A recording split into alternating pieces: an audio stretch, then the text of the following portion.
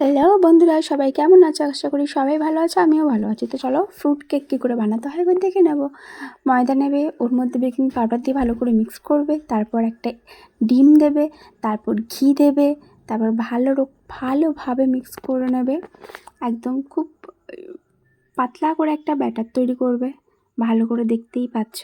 আর কেকটা করছেন আমার শ্বশুরমশাই, উনি খুব ভালো কেক করেন সেজন্য। ঠিক আছে, তো দেখতেই পাচ্ছ মিক্স করছে, ভালো রকমভাবে মিক্স করে নিচ্ছে। তো তোমরা সেরকমই প্রসেসটা দেখে নাও, দেন সেরকমভাবেই করবে।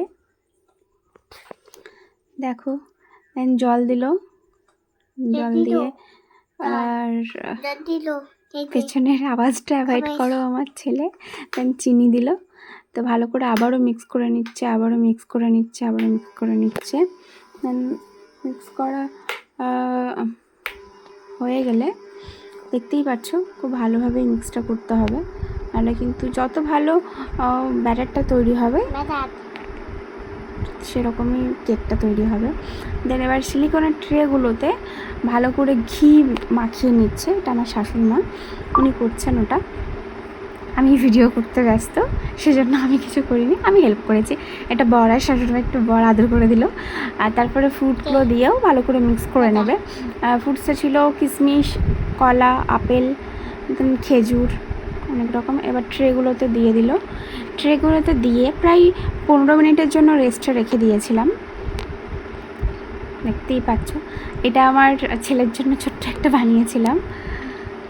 আর প্লিজ পেছনের আওয়াজটাকে একটু অ্যাভয়েড করো, ফ্যান চলছে, আমি বন্ধ করছি বাট ছেলে বারবার চালিয়ে দিচ্ছে। কী করো, বাচ্চা থাকলে যা হয় আর কি। দেখতেই পাচ্ছ, এবার উপর থেকে কিছু আপেল আর কলা দিয়ে দেওয়া হলো, অ্যান্ড একটু বাদামও দিয়ে দিলাম। সবই করছেন শ্বশুরমশাই, এটাও করছেন, সবই করছেন। দেন ব্যাস, এটা জায়গা হচ্ছিল না বলে ছোটোটা বের করে দিলাম, ব্যাস এয়ার ফ্রায়ারে দিয়ে দিলাম কেক মোডে 170 ডিগ্রি ফারেনহাইটে 18 মিনিটের জন্য। দেখতেই পাচ্ছ আমাকে সিগন্যাল দিয়ে দিল। ব্যাস এই তো রেডি স্পঞ্জি একদম ফ্রুটস কেক। খেতে খুব সুন্দর হয়েছিল, জাস্ট একবার তোমরা ট্রাই করবে আর নেক্সট কমেন্ট করবে যে আর কি রেসিপি দেখতে চাও। হ্যালো বলে দাও, হ্যালো বলে দাও, হ্যালো বলো, হ্যালো। হ্যাঁ বলো, লাইক করবেন, শেয়ার করবেন, আর সাবস্ক্রাইব করবেন।